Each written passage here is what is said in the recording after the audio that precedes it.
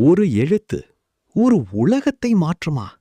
ஆனா அந்த ஒரு வார்த்தை தான் ஒரு சிறுவனின் வாழ்க்கையை முழுக்க மாற்றியது. ஒரு கிராமத்தில் அருண் என்ற சிறுவன் இருந்தான். எப்போதும் கோபம், சண்டை, படிப்பில் கவனம் இல்லை. ஒரு நாள் பள்ளியில் ஆசிரியர் திருக்குறள் முதல் குறளைச் சொல்லினார்.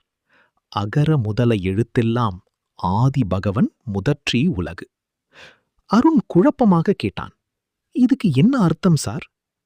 ஆசிரியர் சிரித்துக் கொண்டு சொன்னார், எப்படி ஆ எல்லா எழுத்துகளுக்கும் ஆரம்பமோ அப்படியே நல்ல தொடக்கம் வாழ்க்கையையும் மாற்றும். அந்த நாள் முதல் அருண் ஒவ்வொரு காலையும் நல்ல எண்ணத்தோடு தொடங்கினான்.